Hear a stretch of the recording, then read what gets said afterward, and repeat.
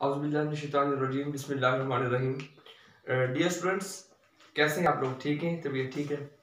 आज हम पढ़ने जा रहे हैं लेवल ऑफ ऑर्गेनाइजेशन का हमारा अगला टॉपिक, जो कि ऑर्गन सिस्टम लेवल है। हम डिटेल में उसको स्टडी करने की कोशिश करेंगे। इससे पहले हमने डिस्कस किया था लास्ट लेक्चर में टिश्यू लेवल के बारे में। हमने पढ़ा था कि वो कैसे होता है। उससे पहले हमने ऑर्गेनरी लेवल को डिस्कस किया था। वहाँ पे डिवीजन ऑफ लेबर का जो शॉर्ट क्वेश्चन था उसको भी स्टडी किया था। और इसी तरह से हमने उससे पहले मॉलिक्यूलर लेवल डिस्कस किया था, माइक्रो मॉलिक्यूल्स, मैक्रो मॉलिक्यूल्स। उसके अलावा हमने डिस्कस किया सब एटॉमिक लेवल के बारे में। आज जो हम पढ़ने जा रहे हैं, हमारा नेक्स्ट जो लेक्चर नंबर 6 का पहला टॉपिक है वो है ऑर्गन लेवल। इसके अंदर इसकी जो डेफिनेशन है पहले हम वो स्टडी करने की कोशिश करते हैं कि different tissues having related function. अच्छा, इसमें मैं आपको एक चीज़ पहले बता दूं, क्लियर कर दूं कि जो आपकी टेक्स्ट बुक है उसमें तकरीबन इस जो ऑर्गन है इसमें 2-3 पैराग्राफ उसके छोटे छोटे बने हुए हैं। लेकिन उसमें अगर आप short question point of view से चलेंगे तो उसमें एक सवाल को मुकम्मल करने के लिए एक पैराग्राफ उसका ज़रा ऊपर करके है और उसकी जो एक लाइन है वो 2 पैराग्राफ के बाद लिखी गई है। तो मैंने ये कोशिश की है कि आप की आसानी के लिए कि अगर ये डेफिनेशन इसकी आ रही है तो इसको मैंने इकट्ठा कर दिया। अब शायद ऐसा हो कि लेट्स सपोज ऐसा हो कि ये जो डेफिनेशन है आपको वो पैराग्राफ के दरम्यान में मिले। तो लिहाजा जब आप इसको स्टडी करेंगे लेक्चर के बाद अपनी बुक से, तो इसमें आपने परेशान नहीं होना, बल्कि ये जो तमाम लाइंस यहाँ पे लिखी है आपकी बुक के उस टॉपिक के अंदर से।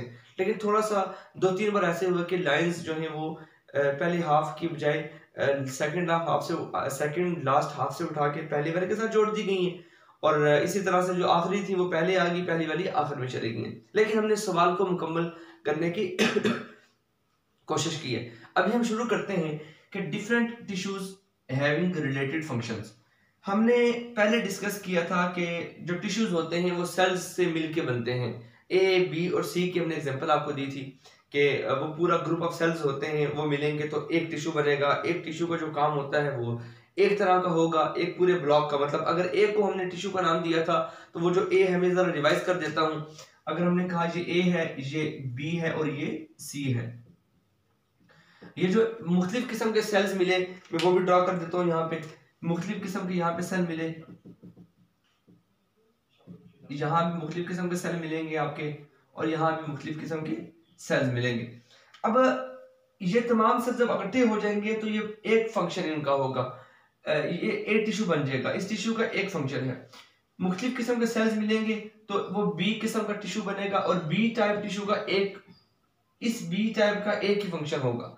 सी टिश्यू जो बना वो हमारा बना मुख्तलिफ किस्म के सेल्स के मिलने से। जब ये सेल्स इकट्ठे हो गए तो तमाम सेल्स का जो फंक्शन एक होगा, वो क्या बनेगा, जाके टिश्यू। अब इस सी का सिर्फ एक फंक्शन होगा।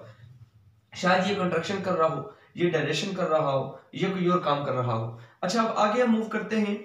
डिफरेंट टिश्यूज, मुख्तलिफ किस्म के टिश्यूज, ये एक टिश्यू है, ये बी है, ये सी है। अच्छा स्टूडेंट्स, यहाँ पे एक बात आगे चल के भी आएगी, मैं आपको पहले बता देता हूँ। वो ये है कि जब आप कहते हैं कि मुख्तलिफ किस्म के टिश्यूज हैं, जैसा कि category number A, number B, number C, ये मुख्तलिफ किस्म के टिश्यूज हैं, इनका फंक्शन भी मुख्तलिफ होगा। ये नहीं हो सकता कि ए का, बी का और सी जो टिश्यू है तीनों का फंक्शन सेम हो जाए, ऐसा नहीं है। तीनों का फंक्शन मुख्तलिफ होगा, लेकिन वो रिलेट कर रहा होगा। अब ये लिखा हुआ है रिलेटेड। अब इस रिलेट का मतलब क्या है? रिलेट का मतलब है कि जैसा कि मैं आपको एक मिसाल देता हूं। आप देखें कि एक ऑर्गेनाइजेशन है, एक कंपनी है, उस कंपनी के अंदर वहां पे उनके ऑफिस बॉय भी होते हैं, वहां पे उनका जो बड़ा जो उनका होता है सीईओ भी होगा कंपनी का, उसके अलावा वहां पे वर्कर्स होंगे। अब आप ये देखें कि रिसेप्शन पे बैठने वाला एक बंदा होगा। मतलब कहने का ये कि मुख्तलिफ किस्म की जॉब्स हैं, लेकिन उनका जो फाइनल गोल है सब बंदों का वो ये है कि कंपनी को माली तौर पे, कंपनी को माशी तौर पे फायदा पहुंचाना। ऐसा ही है। इसका मतलब है कि तमाम लोग मुख्तलिफ जगहों पे बैठ के मुख्तलिफ किस्म के जो काम उनके हैं वो अदा कर रहे हैं, अपनी ड्यूटीज अदा कर रहे हैं, लेकिन फाइनल जो उनका मकसद है वो एक ही है। इसी तरीके से ये जो डिफरेंट टिश्यूज तो होगी हमारे पास डिफरेंट, हैविंग रिलेटेड फंक्शंस, उनके फंक्शन तो होंगे मुख्तलिफ लेकिन वो क्या होंगे, रिलेटेड होंगे। जैसा कि मैं आपको हम अपनी इसमें बायोलॉजी में आपको एग्जांपल देने की कोशिश करते हैं। जैसा कि स्टूडेंट्स आपने देखा कि यूरिनरी सिस्टम वो मिलके बनता है किडनी से, यूरेटर से, यूरिनरी ब्लैडर से, फिर यूरेटर से, फिर किडनी से, फिर यूरेथ्रा से। अब ये चार उसके बेसिक बड़े पार्ट्स आते हैं उसके जो हमारे पास पूरा जो एक सिस्टम बना आर्गन सिस्टम, यूरिनरी सिस्टम जिसका नाम है। अब ये जो यूरिनरी सिस्टम है इसमें जो किडनी है उसका अपना काम है, उसमें जो यूरिनरी ब्लैडर है उसका अपना काम है, यूरिनरी जो यूरेटर है उसका अपना काम है, यूरेथ्रा का अपना काम है, चारों के अपने अपने काम है। लेकिन फाइनल काम उनका जो है वो क्या है, यूरिन की फॉर्मेशन करना, फिल्ट्रेशन करना और ट्यूबुलर सिक्रेशन करना। मतलब कहने का कि तीनों का जो फाइनल जो गोल है वो तीन है, मतलब चारों का जो फाइनल गोल्स है वो तीन है। इसी तरीके से मैं आपको एक और एग्जांपल देता हूं, अगर आपको समझ नहीं आई तो अब इंशाल्लाह आपको समझ आ जाएगी। वो ये कि डाइजेस्टिव सिस्टम है आपका। अब डाइजेस्टिव सिस्टम के अंदर आपका ओरल कैविटी भी इन्वॉल्व है, आपका एसोफेगस भी इन्वॉल्व है, आपका स्टोमक भी इन्वॉल्व है, ये सारे, और स्मॉल इंटेस्टाइन, लार्ज इंटेस्टाइन भी इसकी स्मॉल इंटेस्टाइन तक, लार्ज इंटेस्टाइन में जाके अब्जॉर्प्शन होती है लेकिन कुछ पार्ट्स उसके इन्वॉल्व होते हैं। अब कहने का मतलब यह है कि जो पूरा मैंने नाम लिए मुंह से लेके एनस तक, इस तमाम को कहते हैं एलिमेंट्री कैनाल। ये जो आपकी सारी की सारी एलिमेंट्री कैनाल है इसका काम क्या है, इसका काम है डाइजेशन करना। Got the point. अब ये फूड की डाइजेशन करती है, लेकिन अब देखिए ओरल कैविटी के अंदर खुराक का प्रोटीन पार्ट, खुराक का जो हमारी फूड होती है उसका जो कार्बोहाइड्रेट जो पार्ट होता है वो डाइजेस्ट होता है। इसी तरीके से हमारा जो स्टोमक है उसमें हमारी फूड में से जो प्रोटीन पार्ट है उसको निकाल लिया जाता है, उसे डाइजेस्ट किया जाता है। ठीक है, इसी तरीके से अब कहने का मतलब है कि सारे के सारा जो है डाइजेस्टिव सिस्टम, इसका फंक्शन है डाइजेशन, ऐसा ही है। लेकिन हर एक ऑर्गन अपना अपना काम कर रहा है, किसको किसने डाइजेस्ट करना है ये मुख्तलिफ वहां पे डिवीजन ऑफ लेबर हो चुकी हुई है। तो यहां पे भी ऐसा होता है कि डिफरेंट टिश्यूज तो मुख्तलिफ हैं, ए बी सी हैं, हैविंग रिलेटेड फंक्शन, उनके फंक्शन रिलेट कर रहे होते हैं, सारे का मिला के एक फंक्शन होता है, assemble together in a structure, और वो एक स्ट्रक्चर के अंदर उनकी तरतीब लगी होती है। ठीक है, अब ये भी आपको आगे जाके बताऊंगा स्ट्रक्चर कैसे है, क्यों, to carry out its function, ताकि वो उसका फंक्शन परफॉर्म कर सकें विद ग्रेट एफिशिएंसी, ज्यादा अच्छे तरीके से। सच स्ट्रक्चर, ऐसे स्ट्रक्चर को जिसके अंदर डिफरेंट टिश्यूज आपस में असेंबल हुए होते हैं और उनका फंक्शन रिलेटेड होता है एक दूसरे के साथ, ऐसे स्ट्रक्चर को हम क्या कहते हैं, such structure are called organ.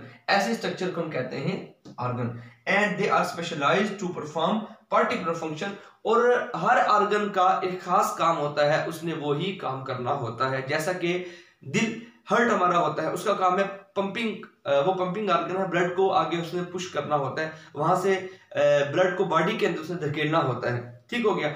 इसी तरीके से हमारे ब्रेन का एक वो भी एक ऑर्गन है, उसका अपना काम है, किडनी एक ऑर्गन है उसका अपना काम है, लीवर एक ऑर्गन है उसका एक अपना काम है। ये तमाम जो ऑर्गन होते हैं उनके बारे में कह रहे हैं कि they are specialised to perform particular function, हर एक का अपना अपना खास काम होता है। यहां तक स्टूडेंट्स हमारे ऑर्गन के बारे में हमने कंसेप्ट क्लियर करने की कोशिश की, और फिर हमने बताया कि ऑर्गन किससे मिलके बनता है, टिश्यू से मिलके बनता है। अब टिश्यू जो होते हैं वो डिफरेंट किस्म के होते हैं, उनके फंक्शन भी डिफरेंट किस्म के होते हैं, लेकिन वो जो डिफरेंट फंक्शंस होते हैं डिफरेंट टिश्यू से, वो रिलेट कर रहे होते हैं एक दूसरे के साथ सॉरी, जो फाइनल उनका जो गोल होता है वो सेम होता है। अब हम आगे मूव करते हैं, एग्जांपल आती है स्टोमक की। टिश्यू ऑर्गन की एग्जांपल क्या है, स्टोमक। अब स्टोमक के बारे में हम डिटेल में जरा बात करने जा रहे हैं। आपकी बुक के मुताबिक वो कहता है कि फंक्शन क्या है, protein part of the food digestion. ये मैंने आपको पहले बताया कि हमारी फूड के तीन हिस्से, हमारी फूड जो होती है, खुराक जो हम खाते हैं उसके तीन बड़े हिस्से हैं, प्रोटीन है, कार्बोहाइड्रेट है, लिपिड है। जो कार्बोहाइड्रेट, जब हम एक आप समझ लें जब हम एक नवाला खाते हैं, ठीक है, उसके अंदर से, उस नवाले के अंदर से जो कार्बोहाइड्रेट है वो हमारी ओरल कैविटी के अंदर डाइजेस्ट हो जाएंगे। अब खुराक हमारी आगे चली जाती है जिसके अंदर लिपिड भी हैं, जिसमें प्रोटीन्स भी हैं, वगैरह वगैरह। जो प्रोटीन पार्ट है वो जाके डाइजेस्ट होगी हमारे स्टोमक के अंदर, ये भी डाइजेस्ट होगी। अब हमारे पास जो रहता है वो जो फाइनल पार्ट है वो आगे चला जाएगा और वो स्मॉल इंटेस्टाइन में जाके डाइजेस्ट हो जाएगा। इस तरीके से होता है काम। तो स्टोमक के अंदर क्या, ये एमसीक्यू भी है, पेपर में बड़ी बार आया हुआ है कि स्टोमक के अंदर क्या चीज डाइजेस्ट होती है, protein part of the food, वो वहां पे डाइजेस्ट होता है। अच्छा, अब आगे चलते हैं इसके टिश्यूज के बारे में। स्टोमक की हम बात कर रहे हैं, इस स्टोमक की बात करें, पहले हमने इसका फंक्शन पढ़ा, अब हम इसके टिश्यूज पढ़ेंगे। कहता है कि इसमें दो किस्म के टिश्यूज हैं, एक है सिक्रेटरी एपिथेलियम, मतलब उसके अंदर गैस्ट्रिक जूस आ जाता है, वो सारी सिक्रीशंस यहाँ पे आती हैं। अगला हमारे पास आता है मस्कुलर टिश्यू। अब मस्कुलर टिश्यू में उसका काम क्या होता है, हमने वो स्टडी करना है। मस्कुलर पहले हम इसको जरा पढ़ लेते हैं। सेक्रेटरी एपिथेलियम, सेक्रेटरी एपिथेलियम क्या करती है, वो रिलीज करती है, वो खारिज करती है गैस्ट्रिक जूस, और इस गैस्ट्रिक ये जूस जो होता है स्टोमक के अंदर, इस जूस के अंदर मुख्तलिफ किस्म के एंजाइम्स होते हैं। अब यही जूस जो है वो हमारे स्टोमक के अंदर जाएगा, खुराक के साथ जाके, जो हम खाना खाते हैं, नवाले हम लेते हैं, वो जाते हैं हमारे स्टोमक, मैदे के अंदर, और हमारे स्टोमक के अंदर गैस्ट्रिक जूस रिलीज होता है by the action of food intaking. जब आप फूड को अंदर लेकर जाते हैं तो स्टोमक के अंदर से क्या रिलीज होता है, गैस्ट्रिक जूस। ये गैस्ट्रिक जूस हमारी खुराक के साथ मिलता है, आपस में इनकी मिक्सिंग होती है। अब इस मिक्सिंग के अंदर कौन अपना रोल प्ले कर रहा है, वो मस्कुलर टिश्यू, मसल्स जो हमारे स्टोमक के हैं वो यहाँ पे अपना रोल प्ले कर रहे होते हैं। वो क्या करते हैं, वो कंट्रक्शन और रिलैक्सेशन करते हैं, कंट्रक्शन करते हैं फिर रिलैक्स करते हैं। उनके कंट्रक्शन और उनके कंट्रैक्ट और रिलैक्स होने की वजह से क्या होता है, दो तीन फायदे होते हैं। नंबर एक, ये जो खुराक होती है और जो गैस्ट्रिक जूस होता है आपस में मिक्स हो जाते हैं, ठीक है। इन बाहर से ऐसी चीज हिल रही है, अंदर से मिक्सिंग हो रही है, किस किस की, गैस्ट्रिक जूस की और फूड की। दूसरी बात, इसकी मूवमेंट की ही वजह से जो खुराक होती है वो स्टोमक के, ये स्टोमक का शुरू वाला पोर्शन है, ये स्टोमक है, ये इसका शुरू वाला पोर्शन है, इसे कहते हैं एंटीरियर एंड, और ये इसका आखिरी वाला पोर्शन है, इसे कहते हैं पोस्टीरियर एंड। तो खुराक जो होती है वो इस एंटीरियर एंड से मूव होता ही है, कहां पे जाती है, पोस्टीरियर एंड की जानिब, और थोड़ी बहुत यहाँ पे डाइजेशन भी होती है। ये जो एक दो मैंने आपको बातें बताई हैं, ये किसका काम होता है, मस्कुलर टिश्यू का। अच्छा, मस्कुलर टिश्यू, मसल जो होते हैं वो भी बेसिकली तीन किस्म के होते हैं। एक उनमें से होता है कार्डियक टिश्यू, एक उसके अंदर होते हैं स्केलेटल टिश्यू, और एक हमारे पास होते हैं स्मूथ मसल्स होते हैं, मतलब मसल्स तीन किस्म। अब उसमें जो यहाँ पे इन्वॉल्व हो रहे हैं वो स्केलेटल भी नहीं है, वो कार्डिक भी नहीं है, वो कौन से, स्मूथ मसल्स हैं। तो लिहाजा यहाँ पे लिखा हुआ है कि मस्कुलर टिश्यू, यहाँ पे मतलब मसल्स यहाँ पे कौन से इन्वॉल्व होते हैं, यहाँ पे मसल्स होते हैं स्मूथ मसल्स। ये भी एमसीक्यू पेपर में आता है कि मस्कुलर टिश्यू के अंदर किस किस्म के मसल्स इन्वॉल्व होते हैं, तो आपने कहना है स्मूथ मसल्स इन्वॉल्व होते हैं, ना कि यहाँ पे स्केलेटल और कार्डिक इन्वॉल्व होंगे। आगे हम चलते हैं। Number 1, contracting wall of the stomach. Muscular tissue का काम ये होता है कि वो कंट्रैक्शन करते हैं किसकी, वॉल ऑफ द स्टोमक की। Mixing the food with enzyme thoroughly. Enzyme, ये एंजाइम कहां से आते हैं, ये एंजाइम रिलीज होते हैं इस गैस्ट्रिक जूस के अंदर से, जिसका जिक्र हमने पहले भी कर दिया। ये फूड ऐसे मिक्स होती है, जब ऐसे कंट्रैक्शन और कंट्रैक्शन हो रही है तो अंदर जो खुराक पड़ी हुई है वो मिक्स होगी गैस्ट्रिक जूस के साथ। आगे वो कहता है moving food towards the posterior and. तो जो खुराक होती है वो आस्ता आस्ता आस्ता आस्ता कहां पे आना शुरू होती है, पोस्टीरियर एंड की जानिब आना शुरू हो जाती है। तो स्टूडेंट्स, ये था हमारा सारे का सारा ऑर्गन के बारे में। अब हम मूव करेंगे कि ऑर्गन फॉर्मेशन, ऑर्गन कैसे बनते हैं और उनके बारे में आप कैसे बता सकते हैं कि वो एनिमल्स में कैसे हैं और वो प्लांट्स में कैसे हैं। पहले हम एनिमल्स को देखते हैं। यहाँ पे दो ही पॉइंट है, एक कम्प्लेक्स वाला और एक वेल डिफाइंड वाला। अच्छा, पहली बात है कि एनिमल्स के अंदर ये जो ऑर्गन्स होते हैं ये बड़े ही कम्प्लेक्स किस्म के होते हैं। पहले हम इसी बात को आगे लेके चलेंगे, उस पॉइंट को बाद में डिस्कस करेंगे इंशाल्लाह। तो स्टूडेंट्स, एनिमल्स के अंदर ऑर्गन जो होते हैं वो बड़े ही कम्प्लेक्स होते हैं, बड़े पेचीदा किस्म के होते हैं, बड़ी ही उनकी जो फॉर्मेशन हुई होती है, वो जो बने होते हैं ट्रिलियंस ऑफ सेल से मिलके बने होते हैं। अच्छा, बड़ी उनकी पेचीदा की, अब पेचीदगी में क्यों होती है, क्योंकि उन्होंने मल्टीपल फंक्शन परफॉर्म करने होते हैं, उन्होंने ज्यादा सारे काम परफॉर्म करने होते हैं, इसलिए मोर कम्प्लेक्स वो ज्यादा पेचीदा है। अब क्यों, जो कम्प्लेक्सिटी है वो डायरेक्ट, हमने लेक्चर नंबर 1 या गालिबन 2 में डिस्कस किया था कि जो कम्प्लेक्सिटी होती है वो डायरेक्टली प्रोपोर्शनल है फंक्शन से, कि कम्प्लेक्सिटी जितनी ज्यादा होगी फंक्शन उतना ही ज्यादा होगा। और इसको हम ऐसे भी कह सकते हैं, complexity is directly proportional to activities. जितनी ज्यादा पेचीदगी होगी उतना ही ज्यादा उसमें क्या होगा, उसमें फंक्शन। हमने इसकी एग्जांपल ऐसे ली थी कि हमारे मोबाइल फोन के अंदर ज्यादा सारे उसमें पहले हमारे पास सिंपल बटन वाले वो मोबाइल होते थे, बटनों वाले, उसमें इतने फंक्शन नहीं हुआ करते थे। क्यों? क्योंकि स्टूडेंट्स उसके अंदर हमारे पास कंप्लेक्सिटी इतनी नहीं थी, वो सिंपल थे। लेकिन आजकल जो मोबाइल हमारे पास आ गया उसमें मुख्तलिफ ऐप्स हैं, उसमें सॉफ्टवेयर वगैरह वगैरह, वो मतलब कंप्लेक्स किस्म की उसकी मैन्युफैक्चरिंग ऐसी है, लिहाजा उसके अंदर जो फंक्शनिंग है, उसकी जो मोबाइल की जो उसमें फंक्शन इंस्टॉल है वो भी क्या है, कंप्लेक्स किस्म के। अच्छा, अगली बात हमारे पास आती है वेल डिफाइंड। वेल डिफाइंड को आप कैसे बयान करेंगे? वेल डिफाइंड का मतलब है कि ऐसी कोई चीज जिसका जिक्र जब आपके सामने हो, जब कि करे, तो आपके जहन में एक स्ट्रक्चर आ जाए, एक स्टैंडर्ड आ जाए। मिसाल के तौर पर आप कहते हैं कि जब आप जिक्र करते हैं सपोज उंगलियों का, फिंगर्स का, तो आपको इतना पता होगा कि जो फिंगर्स होती हैं वो हाथ में लगी होती हैं या वो पाँव पे लगी होती हैं। ऐसा कभी नहीं हुआ कि यहाँ पे शोल्डर के साथ उंगलियां लगी हूँ, सर के ऊपर उंगलियां लगी हूँ या फेस पे उंगलियां लगी हूँ, ऐसा कभी नहीं होता। दूसरी मिसाल, जब आपके सामने आंख का जिक्र आता है तो इतना आपको पता है आंख फेस के ऊपर होती है, यहाँ पे कहीं पे होगी, यहाँ पे नहीं होगी, यहाँ पे नहीं होगी, यहाँ पे नहीं होगी। इसका मतलब है कि आई को आप बयान कर सकते हैं। अच्छा, अब इसी तरह कान का जिक्र जब आता है तो आपको पता है कान यहाँ पे लगे होते हैं और वो 2 होते हैं, आंखें 2 होती हैं, नाक 1 होता है स्टूडेंट्स, और उंगलियां 10 होती हैं। ये वो चीजें हैं जो कि वेल डिफाइंड हैं। हाँ, इनमें से जरा सी अगर एबनॉर्मलिटी आती है, कुछ लोगों की उंगलियां 11 होती हैं, 12 होती हैं या कम होती। अब ये होती है एबनॉर्मलिटी, मतलब नॉर्मल से आप हट गए। तो मैं आपको बता रहा हूं कि नॉर्मल केस के अंदर जब आप किसी चीज को डिस्कस करें तो आपके जहन में एक उसका स्ट्रक्चर आ जाए, तो उस चीज को कहते हैं वेल डिफाइंड। एनिमल्स की बॉडी जो होती है वो वेल डिफाइंड है, आंखें हैं, नाक है, कान है, उनका सर है, उनकी टांगे जो हैं वो धड़ के नीचे लगी होती हैं, उनमें जो दुम होती है वो कॉर्डल साइड पे, मतलब पीछे वाली साइड पे लगी होती है। अब कहने का मतलब ये है स्टूडेंट्स के जो एनिमल्स हैं वो कम्प्लेक्स भी हैं और वो वेल डिफाइंड भी हैं, जो उनकी फॉर्मेशन है वो क्या है, वेल डिफाइंड है। अब हम प्लांट्स के बारे में बात करते हैं, इसको कंपेयर करेंगे। प्लांट के अंदर जो इनका वेल डिफाइंड वाला टॉपिक जो हमने डिस्कस अभी किया, जो बात हमने स्टडी की, वो प्लांट्स के अंदर इतनी नहीं होती, ठीक है, लेस डेफिनेट। प्लांट्स के अंदर अब आप देखें, इसकी मिसाल हम कैसे लेंगे। पौधे के पत्ते होते हैं, कभी आप ये बात नहीं कह सकते कि एक पौधे के अंदर 200 पत्ते हैं, एक पौधे के अंदर 400 पत्ते हो सकते हैं, एक पौधे के अंदर 10 पत्ते हो सकते हैं। जब 10 पत्ते वाला पौधा आपके सामने आएगा तो आप कहेंगे ये पौधा है। जब 30 वाला आपके सामने आएगा उसको भी कहेंगे ये भी एक प्लांट है। इसी तरीके से जब आपके पास 600 पत्तों वाला एक पौधा आएगा फिर भी कहेंगे ये एक नॉर्मल प्लांट है।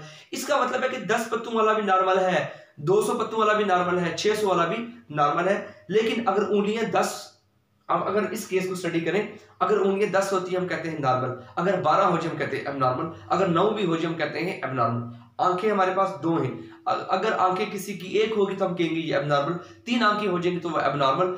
तो कहने का मतलब है कि ऑर्गन फॉर्मेशन एनिमल्स के अंदर वेल डिफाइंड है, प्लांट्स के अंदर वो वेल डिफाइंड नहीं है, लेस डेफिनेट है, उसको आप बयान नहीं कर सकते। लेकिन डिस्टिंग्विशेबल, लेकिन आप उसको इतना भी वो माड़े नहीं है, आप उनको क्या कर सकते हैं, डिस्टिंग्विश कर सकते हैं। जैसा कि आपके सामने पौधा होगा तो आप कहेंगे कि ये एक पौधा है, ये उसका स्टेम है, ये नीचे उसकी रूट्स हैं, यहाँ पे साइड पे उसके लीव्स हैं और उसके ऊपर फ्लावर्स लगे हुए। तो मतलब कहने का ये है कि डेफिनेट तो नहीं है, लेकिन आप उसको क्या कर सकते हैं, डिस्टिंग्विश कर सकते हैं इनटू रूट्स में, स्टेम्स में, लीव्स में और रिप्रोडक्टिव स्ट्रक्चर। रिप्रोडक्टिव स्ट्रक्चर कौन सी होती है, पौधे का कौन सा हिस्सा है जो रिप्रोडक्शन करता है, तो वो है उसके फ्लावर्स। तो कहता है कि पौधा अगरचे लेस डेफिनेट है, आप उसको बयान नहीं कर सकते, वेल डिफाइंड नहीं है, लेकिन वो डिस्टिंग्विश हो सकता है, वो डिफरेंशिएट आप उसे कर सकते हैं कि भाई ये पौधे का पत्ता है, ये पौधे का तना है, ये पौधे की जड़ें हैं, ये उसके फ्लावर्स हैं। नेक्स्ट, तीसरा पॉइंट प्लांट्स का, clear cut function of each part. उसका पहले उसने खामी बताई है पौधे की कि लेस डेफिनेट है, फिर उसने उसके अच्छे कैरेक्टर्स बताए, सिफात बताई हैं कि वो डिस्टिंग्विश हो सकता है, उसके क्लियर कट फंक्शंस होते हैं हर पार्ट के। कैसे? रूट का, ये यहाँ पे बल्कि हम डिस्कस कर लेते हैं, रूट का, स्टेम का, लीफ का, फ्लावर, ये 4 पौधे के मेजर पार्ट्स हैं। रूट के उसने 3 फंक्शन बताए, प्लांट एंकरिंग के वो पौधे को गाड़ के रखती है जमीन के अंदर। एंकर का मतलब है, एंकर कहते हैं गाड़ने को। तो प्लांट एंकरिंग एक हो गया। फूड स्टोरेज, वो जो फूड जैसे गाजर होती है वो फूड स्टोर करती है पौधे की। आप सिंपल ये समझें कि वो फूड को स्टोर भी करते हैं कुछ समय के लिए, और बाकी की वो translocation of food phloem tissue के जरिए करते हैं। तो फूड स्टोरेज भी करते हैं, प्लांट एंकर भी करते हैं। Procuring water and the minerals, वो पानी को और मिनरल्स को मतलब उनकी तरसील भी करते हैं, उसको ट्रांसपोर्ट भी करते हैं पौधे के अंदर। अच्छा जी, नेक्स्ट ये 3 फंक्शन हो गए रूट्स के, कि वो पौधे को जमीन में गाड़ के रखती हैं। दूसरा, वो फूड को स्टोर भी करती हैं, रूट्स जो होती हैं फूड को स्टोर भी कर लेती हैं, और पानी को और मिनरल्स को स्टोर करके आगे पहुंचाती भी हैं। अब हम स्टेम की तरफ आते हैं। अब ये देखें ना, ये इसका क्लियर कट फंक्शन है ये रूट्स के। अब स्टेम का फंक्शन क्या है? Support to the entire plant, पूरे के पूरे पौधे को सपोर्ट देते हैं। आंधी आए, चक्कर चले, कुछ भी हो, लेकिन वो पौधा वहीं का वहीं रहेगा। ये कभी नहीं हुआ कि आपने देखा हो कि आंधी चली और पौधा अपनी जगह चेंज करके दूसरी जगह पे चला गया। ऐसा नहीं होता, वो अपनी जगह पे रहता है। स्टेम उसमें ये रोल प्ले करवा रहा होता है। Leaf, primary organ for the food manufacturing, के लीफ जो होता है, वो हमने लास्ट लेक्चर में भी डिस्कस किया था कि लीफ जो होता है वो फूड को मैन्युफैक्चर करवाता है। अगली बात आती है फ्लावर की, कि प्रोड्यूस नेक्स्ट जनरेशन। फ्लावर क्या करते हैं? नेक्स्ट जनरेशन की, वो जो आने वाली जनरेशन है उसको वो प्रोड्यूस करवाते हैं। आपने पढ़ा भी होगा कि पोलिनेशन का प्रोसेस होता है, वो 2 किस्म की होती है, self pollination, cross pollination. Pollination क्या होती है? Transfer of the pollen grains from the anther of the stamen to stigma of the carpel, this is called pollination. वो सारे का सारा आपने 9th में पढ़ चुके हैं आप, तो यहाँ पे स्टडी करना उसका इतना इंपॉर्टेंट नहीं है। आगे हम चलते हैं। What is the importance of the organ? एक ऑर्गन की इंपॉर्टेंस क्या हो सकती है? हमेशा इंपॉर्टेंस का जो वर्ड इस्तेमाल होता है इसकी जगह दूसरा उसको क्या कहते हैं? सिग्निफिकेंस। तो कहता है कि फॉर्मेशन ऑफ द ऑर्गन, जब एक ऑर्गन बनता है सेलेक्टिव वैल्यू, उसकी बड़ी ही एक मखसूस किस्म की एक वैल्यू होती है। मींस टू से कि उसका एक बड़ा खास किस्म का एक फंक्शन होता है। जैसे कि हार्ट का फंक्शन है कि पंपिंग दी ब्लड, इसी तरह से आप कह सकते हैं आई का फंक्शन है विजन, ईयर भी एक ऑर्गन है, इसका फंक्शन क्या है? सुनना। नोज का क्या फंक्शन है? स्मेल करना। और इसी तरीके से हर एक ऑर्गन का एक सिलेक्टिव वैल्यू होती है, because this lead to the efficient accomplishment of their functions both quantitatively and qualitatively. क्यों? क्योंकि दिस लीड, ये जो सिलेक्टिव वैल्यू है, हर एक ऑर्गन का एक खास काम होता है। क्यों? दिस लीड, ये लेकर जाता है टू द एफिशिएंट अकम्प्लिशमेंट, ताकि अच्छे तरीके से काम मुकम्मल हो जाए। अकम्प्लिशमेंट का मतलब है पाया तकमील तक पहुंचना, किसी चीज का इख्तिताम पजीर होना। ऑफ देयर फंक्शन, ताकि उनका फंक्शन अच्छे तरीके से परफॉर्म हो सके। इसलिए हर ऑर्गन का क्या होती है? सिलेक्टिव वैल्यू होती है, both quantitatively and qualitatively. Quantity के हिसाब से भी और क्वालिटी के हिसाब से भी ऑर्गन अच्छी तरह से अपना फंक्शन परफॉर्म कर सकते हैं। आगे हम चलते हैं। आज के टॉपिक का जो हमारा आखिरी जो पोर्शन है वो है ऑर्गन सिस्टम का। अब स्टूडेंट्स, ये जो डिफरेंट ऑर्गन जो डेफिनेशन लिखी हुई है, ये डेफिनेशन कहीं और दरमियान से करके उठाई है, इन्हीं पैराग्राफ के दरमियान में लिखी हुई थी, ये छुपी हुई थी। हालांकि डेफिनेशन किसकी है? ऑर्गन सिस्टम की। आपको जरा सा उस टॉपिक को तरतीब लगाना होता है और फिर आपको उसको अरेंज करके थोड़ा सा कंसेप्ट समझना होता है और आप अच्छे नंबर ले सकते हैं। Different organs having related function. अब ये जो मैंने यहाँ पे लिखा है, यहाँ से लेकर यहाँ तक सिस्टम तक, ये सारे का सारा मैंने इसको देख के लिखा। यहाँ पे लिखा हुआ था different tissues having related function, यहाँ पे लिख दिया different organs having related function. फर्क किसका आया? यहाँ पे टिश्यू था और यहाँ पे क्या आ गया? ऑर्गन आ गया। बाकी यहाँ पे सारे का सारा सेम है। Different organs having related function, मुख्तलिफ किस्म के ऑर्गन्स होते हैं, हर ऑर्गन का अपना अपना फंक्शन होता है, लेकिन वो पूरी बॉडी के अंदर काम कर रहे होते हैं। उनका सारे का मिशन ये होता है कि पूरी बॉडी को हमने जिंदा रखना है। हर एक फंक्शन, हर एक ऑर्गन का ये फंक्शन होता है और वो इस मकसद के लिए अपना अपना काम करते हैं। Different organs having related function, जैसे स्टूडेंट्स मेरे ज़हन में एक और एग्जांपल आई, आपके फिजिक्स भी है, केमिस्ट्री भी है, बायोलॉजी भी है, मैथमेटिक्स वगैरह वगैरह सब आपके सब्जेक्ट्स होते हैं। हर टीचर आके आपको मुख्तलिफ पढ़ाता है, अपना सब्जेक्ट पढ़ाता है, लेकिन फाइनल जो मकसद होता है सबका वो ये है कि बच्चों के कंसेप्ट क्लियर करवा के उनके अच्छे नंबरात उनको दिलवाना। ऐसा ही है। इसी तरीके से हर एक ऑर्गन जो आपकी बॉडी में फिट है, अल्लाह ताला ने आपकी बॉडी में रखा है, उस ऑर्गन का फंक्शन मुख्तलिफ है, लेकिन सबका मकसद क्या है? वो एक ही है। डिफरेंट ऑर्गन्स, मुख्तलिफ ऑर्गन्स हैविंग रिलेटेड फंक्शन, उनका फंक्शन रिलेट करता है दूसरे के साथ। असेंबल टुगेदर, वो आपस में एक दूसरे के तरतीब के साथ जुड़े होते हैं। इन अ सिस्टम, एक सिस्टम के अंदर, एक सिस्टम के अंदर, वेयर जहां पे टोटल फंक्शंस, ये आपकी बुक के ऊपर लिखा हुआ है, यहां से मैंने आगे से उठा लिया, वेयर टोटल फंक्शंस, जहां पे पूरे के पूरे जो फंक्शंस होते हैं इन्वॉल्व इन वन प्रोसेस, उनका एक ही वो प्रोसेस में होते हैं या एक ही फिनोमिना के अंदर होते हैं, are to be carried out. मैं आपको बताता हूं कैसे। जैसा कि मैंने आपको एग्जांपल दी थी कि आपका जो सिस्टम है, यहाँ पे आपने स्टडी कौन सा किया था, डाइजेस्टिव सिस्टम का, तो हम इसी को लेके चलते हैं, डाइजेस्टिव सिस्टम को। वो ये कहता है कि जैसे आपका डाइजेस्टिव सिस्टम है, इसके अंदर आपने देखा कि आपका ओरल कैविटी भी इन्वॉल्व है, बल्कि इसके अलावा हम यूरिनरी सिस्टम को डिस्कस करते हैं, क्योंकि ये तो हमने डिस्कस कर लिया। हम यहाँ पे यूरिनरी सिस्टम को डिस्कस करते हैं। आप जरा गौर से देखें कि हम ये कहते हैं कि इसके अंदर सबसे पहला जो पार्ट आता है वो है इसका यूरिनरी ब्लैडर। इसके अंदर से यूरेटर ट्यूब लाइक स्ट्रक्चर निकलती है ब्लैडर के अंदर से, दोनों तरफ से, और वो जाती है आगे आपके ब्लैडर के बाद आता है यूरिनरी ब्लैडर। एक गलती कर दी, मैं आपको समझाता हूँ, सॉरी उसके लिए। यूरिनरी ब्लैडर, आखिर में आपके पास आता है यूरिथ्रा। ये जो पहला था, यहाँ पे किडनी आता है, किडनी के अंदर से यूरेटर निकलते हैं, सॉरी फॉर मिस्टेक। वो ये कहता है कि यूरिनरी सिस्टम है आपका, इसमें आपका जो पहला है वो है किडनीज, ठीक है, उससे निकलती, जैसे ये किडनी, सपोज ये किडनी बना दी, इसके अंदर से क्या निकलेगी, इससे निकलेंगे यूरेटर, ठीक है, ये यूरेटर ट्यूब्स होती हैं दो। आगे जाके वो क्या बनाते हैं, वो बनाते हैं आगे जाके यूरिनरी ब्लैडर, और ब्लैडर के अंदर वो स्टोर होता है आर्जी तौर पे वो जो यूरिन होता है, फिर वहां से यूरिथ्रा से वो बाहर आ जाता है। अच्छा ये देखें जरा आप, किडनी हो गया, यूरेटर हो गया, यूरिनरी ब्लैडर, यूरिथ्रा, हर एक का फंक्शन अलग अलग है, ठीक है। मैं इसको कोट करता हूं बात को यहाँ पे, where the total functions involve in one process. इन चारों के फंक्शन मुख्तलिफ हैं, लेकिन टोटल फंक्शन जो है वो मिला के एक पूरा प्रोसेस वो उसके अंदर आएंगे।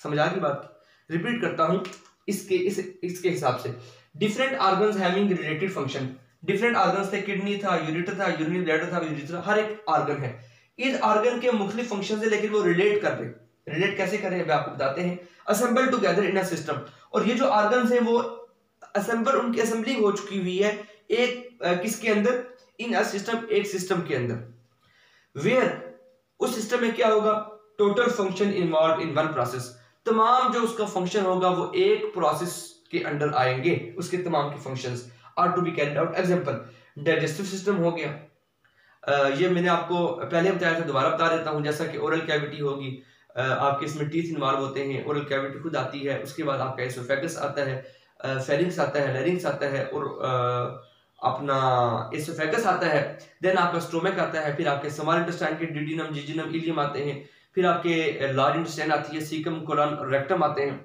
कहने का मतलब है कि सारे के सारे जो है, ये पूरी जो एलिमेंट्री कैनाल है वो इन्वॉल्व होगी अपना डाइजेस्टिव सिस्टम के अंदर। हर एक पार्ट का अपना फंक्शन है, लेकिन ये सारे जो ऑर्गन्स हैं ये एक सिस्टम के अंदर आएंगे, मिलके वो एक सिस्टम के तहत मातहत होंगे, उस सिस्टम का नाम है डाइजेस्टिव सिस्टम। नेक्स्ट आपकी एग्जांपल मैंने लिखी यहाँ पे, सर्कुलेटरी सिस्टम, उसमें आपके आते हैं हार्ट आता है, आपकी ब्लड वेसल्स आती हैं, मींस आर्टरीज आती हैं, कैपिलरीज आती हैं, आर्ट्रियोल्स, वेन्यूल्स, वेन्स वगैरह आते हैं। ये सारे के सारे जो है स्ट्रक्चर्स, इनका मुख्तलिफ फंक्शन है, लेकिन ये सारे के सारे किसकी हेडिंग के नीचे आएंगे, सर्कुलेटरी सिस्टम के अंदर आएंगे।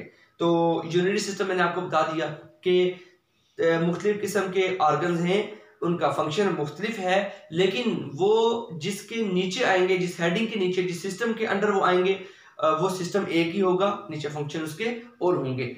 अच्छा, ये आज हमने सारा स्टूडेंट डिस्कस किया, आज के लिए हमारा इतना ही था।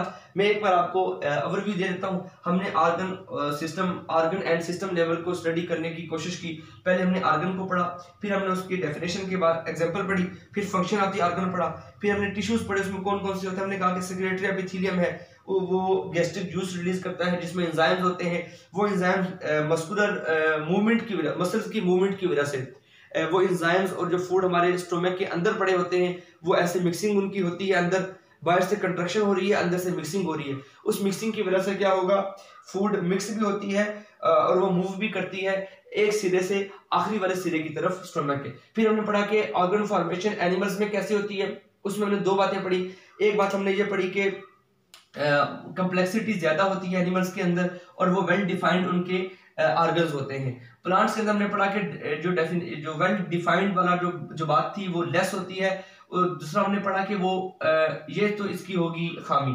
दो इसकी प्लस पॉइंट भी थे, एक ये था आपके पास कि वो distinguishable into root, stem and leaves and reproductive structure. आप उनको देख के बता सकते हैं कि ये लीफ है, ये स्टेम है, वगैरह वगैरह। दूसरी बात हमने पढ़ी, इसकी प्लस पॉइंट ये था कि इसमें क्लियर कट फंक्शन होता है हर एक का। जैसे रूट का अपना फंक्शन है, स्टेम का अपना, लीफ का अपना, फ्लावर का अपना फंक्शन है। ये फंक्शन डिस्कस करने के बाद हम आगे चलेंगे सिग्निफिकेंस या इंपॉर्टेंस ऑफ द ऑर्गन के बारे में कि वो क्या होती है। देन हमने पढ़ा, हमारा टॉपिक का दूसरा हिस्सा था और आखिरी भी था, ऑर्गन सिस्टम के बारे में, उसकी डेफिनेशन हमने पढ़ी और स्टूडेंट्स उसके बाद हमने उसकी एग्जांपल्स पढ़ी। तो मेरा ख्याल है कि आपको ये टॉपिक बड़ा अच्छे से समझ भी आया होगा और आपको ये हमेशा के लिए आपको याद भी रहेगा। आप इस लेक्चर को सुनने के बाद जरूर बुक को कंसल्ट कीजिएगा, एक बार सिर्फ वहां से गुजर जाए, इंशाल्लाह आपको पता लग जाएगा कि कौन से शॉर्ट क्वेश्चन यहाँ से बन सकते हैं। यही शॉर्ट क्वेश्चन जो पेपर्स में आते हैं। तो स्टूडेंट्स आज के लिए इतना ही, अपना ख्याल रखिएगा। अल्लाह हाफिज।